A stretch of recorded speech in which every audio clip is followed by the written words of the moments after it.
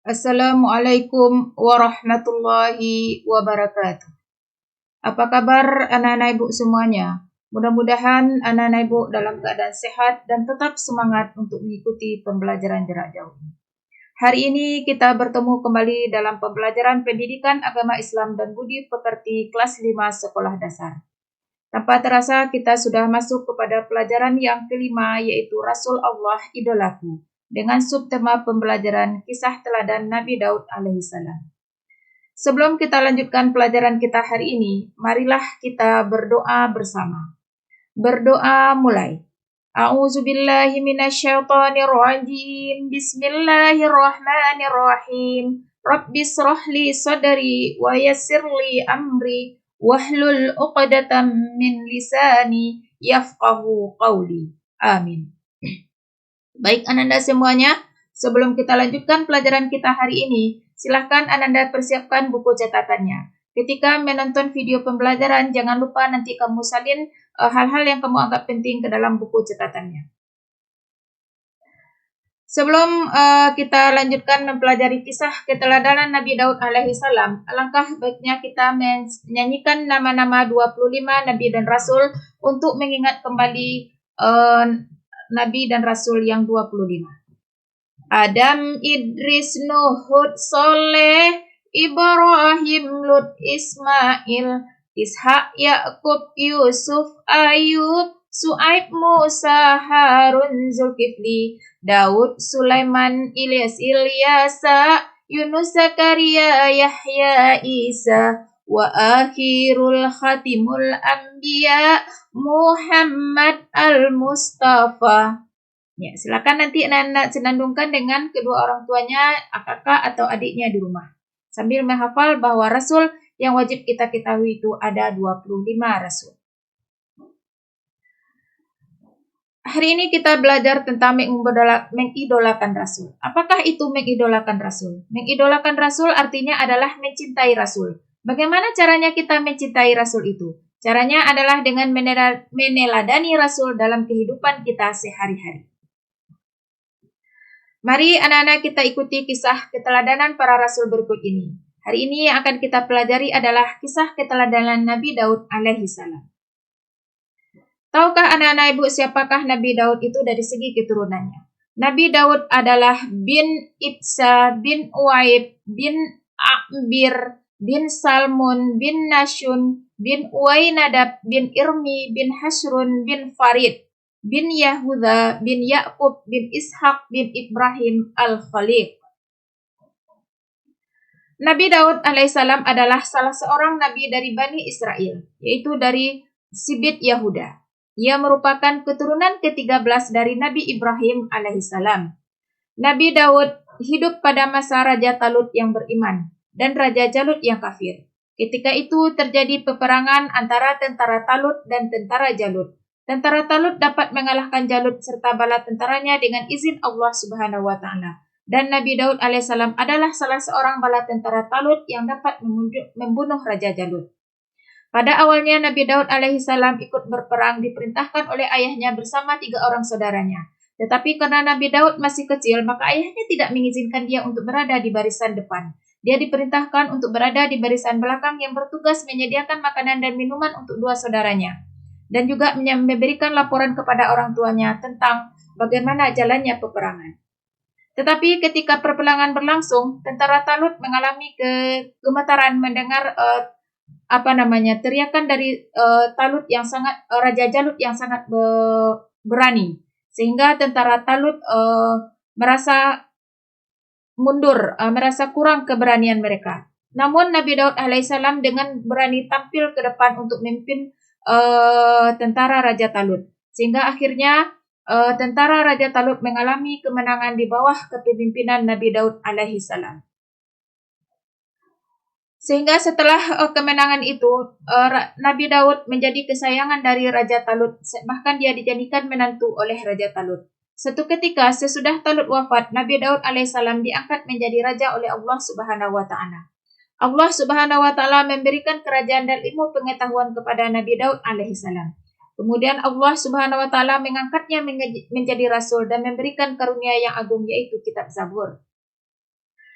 Mengenai kitab Zabur yang diberikan oleh Allah Subhanahu wa taala kepada Nabi Daud dijelaskan dalam surat Al-Isra ayat 55. Mari kita baca bersama-sama. A'udzu billahi minasyaitonir rajim. Bismillahirrahmanirrahim. Wa rabbuka a'lamu biman fis samawati wal ard. Wa laqad faddalna ba'dan nabiyyina 'ala ba'di wa ataina Dauda zabura. Artinya, dan Tuhanmu telah lebih mengetahui siapa yang ada di langit dan di bumi. Dan sesungguhnya telah kami lebihkan sebagian nabi-nabi itu atas sebahagian yang lain. Dan kami berikan Zabur kepada Daud. Jadi perlu Anda ketahui bahwa surat Al-Isra ayat 55 ini adalah surat yang menjelaskan bahwa Nabi Daud alaihissalam diberi oleh Allah Subhanahu wa taala kitab berupa kitab Zabur. Sekarang mari kita lihat mukjizat Nabi Daud alaihissalam dan keistimewaannya. Apa saja mukjizat dan keistimewaannya? Yang pertama adalah setiap pagi dan senja gunung-gunung bertasbih mengikuti tasbih Nabi Daud alaihissalam. Binatang juga mengikuti tasbih Nabi Daud. Hal ini disebutkan dalam surat Saba ayat 10. A'udzu billahi minasyaitonir rajim. Bismillahirrahmanirrahim. Wa laqad ataina Dauda minna fadla. Ya jibalu awwibi ma'ahu wat-tayr wa alanna lahul hadid.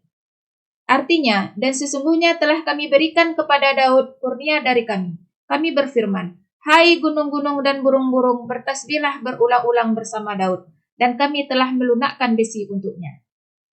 Selanjutnya, mukjizat dan keistimewaan Nabi Daud alaihissalam adalah memahami bahasa burung-burung. Kerajaan yang kuat belum pernah sekalipun terkalahkan. Sebaliknya, Nabi Daud alaihissalam selalu mendapat kemenangan dari semua lawannya. Ia menduduki tahta kerajaan selama 40 tahun.